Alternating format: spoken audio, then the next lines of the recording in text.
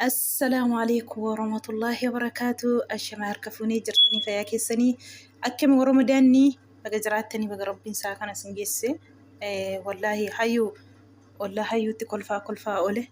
حيو صبري قد ملي والله حيو أفسا قد الدبو ما لبونو قافا قافا قياسا بايري وتوتي تنتورا يتك حدثي قافا قيان قي هفونين جروتي amma sittiin etimmoo harkaan of keessaa baasuu dhuftee barii gaafa guyyaa isaan oolu ariifatiin ibboo dhugaa rabbiin gaafa rabbiin gaheera siin jedheen madeemtaa amma sittiif immoo harkaan of keessaa baasuu hin deemin ati ibboo lubbuu dhugaa rabbii naaffaa akkamiin otoo nanii jiru uteela bula jettee maraattee harkaan akkasitti of gootee fonnitte ka akkas go'a jechuu keeti miti garuu allahu akbar. Wallahi Subayyaanu haati ijoollee isaa haati duraa gizee siin fuudhee akka kee kana taateettiire garuu baga argiteeni ati amma hinaaffisteen uteela buree jettee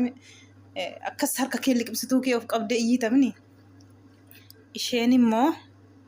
haadha duraadha toteesi gadi baatee kolfiti nama biratti garuu keessi isheellee ishee rabbitu beeka hinaaffan argitee fuma keeyyuu amma inni uteela bureettee maraatte. Inni immoo gaafa siin fuudhu isheen immoo akkasuma jechuudha baga argite akka nama gootu maaliif isheenii fi Saayidooni nama siddeetanyaa keessatti wal argateedha gizee rakkinallee gammachuullee waan hundallee waliin dabarsanii ati immoo alhamdulillah biyya kee keessatti Saayidoo argatte jechuudha ati daanga sana darbitee yooti waan hunda jettee waan baay'ee dubbattuyyuu akehii kanan taane Sumayyaan isheen haati duraayyuu jechuudha.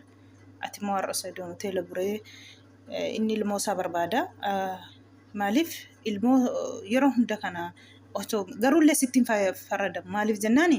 ati amma ilmoo kanallee akka nama gootu ilmoon hin argine otoo argite gaafa argite tokko immoo lakka jarri sun akkas ta'a inni jettee isaafillee yaadda guyyaa tokko jechuudha. Ammatti sittillee ilaalamu garuu hinaafitti immoo akkuma kana gubatteetti Sumayyaan illee argite ammatti meedaatti naafistellee fayyuma uteela bulee jette isheen immoo gaafatni siin fuudhee as baatee gizeetitti rarraate akka barbaade taatu gadima of qabde sobrii godhatte kee kana miidiyaatti baatee illee ofin ajjeesa ofi maal godhaan jenne ofsa godhatte saayitii kanarra geesse cimtuu sirriitti agarsiiste waan baay'ee dhugaa dubbachuuf wallaahi ani isheen galateeffadha waan barbaadan jedha dhugaa rabbi jabduu dubartii jabduu. Wallahi maaliyyoo taate har'a maatii isaa biras deemtee dhaqa ijoollee sanallee qabattee biyya ormaa keessaa fiddee biyya isheetti gashattee waan hunda godhattee cimtuun akka isheetti yoo hin jiru dhugaa rabbii otoo nama sharrii tokko yaadute maatii bisaayyuu bira dhaqxeeyyuu maatii isaa ijoolleeyyuu agarsiistu zim jettee akkuma dhuftee Finfinnee keessa okattee gara biyya ishee darbuu dandeessi garuu immoo isheen kabaja isaafillee qabdi. Maatii isaafillee kabajaa qabdi ilmoollee itti agarsiiste achi taa'u achi turuu yoo dhiistellee itti agarsiisteetti ilmoo nama kabajaa isaaf qabudha. Kanaaf isheen nama cimtuu nama jabduudha. Ati immoo hayyuyyee obsa godhadhu rabbiin obsa sii haa kennu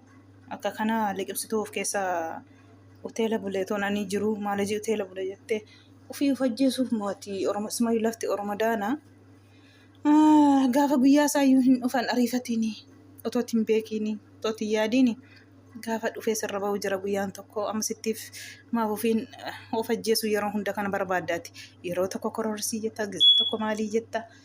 akkasiin of keessaan fuudhinii dhiisi gaafa guyyaa isaan dhufaati rabbiin sabrii sinii haa kennu sabrii si haa kennu waan hunda keessaati dhugaa rabbi